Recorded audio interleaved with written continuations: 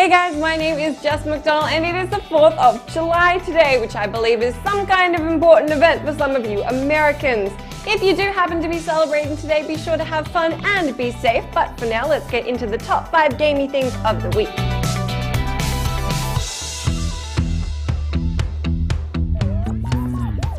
First up, man, I picked the esports controversy story for my first one today, so I'm just going to wrap this up as quick as I can and you can check out Thursday's news episode for a more specific rendition. Chicks weren't allowed to play Hearthstone in Finnish qualifiers for an upcoming International Esports Federation tournament since the qualifier was for a male-only tournament. Anyway, the organizers said, we want to be like a real sport, so everyone can only play with their own gender, and the internet was like, WTF mate. Then they changed their minds, now chicks can play with the boys and play Hearthstone as well as having their own female tourneys, easy peasy. Man, I think we're still a bit behind time after that last lengthy story, so let's see what we can do about this next one. GameStop are here to heal your sadness caused by buying a Kinect you never wanted with your Xbox One, and are offering you $32 for the camera, or $40 store credit. So go do that if you want to do that. Story done!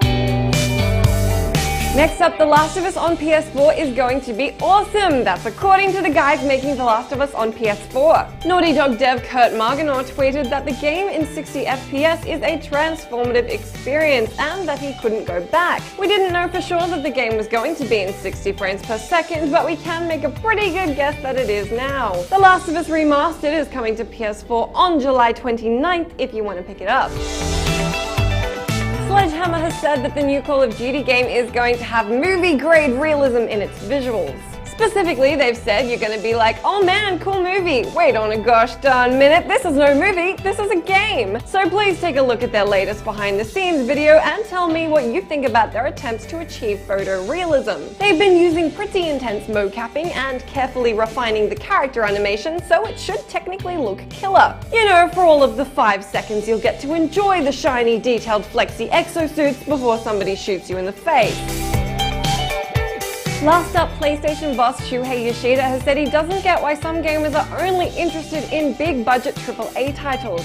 Yoshida told Font of All Knowledge Games Industry International that he doesn't understand gamers who only want to hear about AAA games. He was worried that they decided they just weren't interested, or worse, hadn't even tried any. He talked about the time PS4 game Resogun was a free download for PS Plus subscribers and how apparently not many people took advantage of the deal. Nonetheless, Sony are pretty adamant about their love of indies, and Yoshida said that understanding how they can push gamers more toward excellent smaller-sized games is a key question for the company.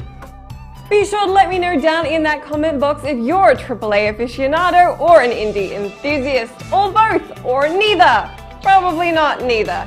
Anyway, let me know which and why. As for what's on site this week, The Gist covers some of the very best E3 trailers you might have missed. Danny and Rob tell you everything you need to know about soccer or football, and Cam talks about how drugs make you a better gamer. Maybe check out the context for that one. Don't do drugs. Anyway, those are all the good things I wanted to tell you about this week. Have a wonderful 4th of July and a great weekend, and I will be back to talk to you about more gamey things on Monday.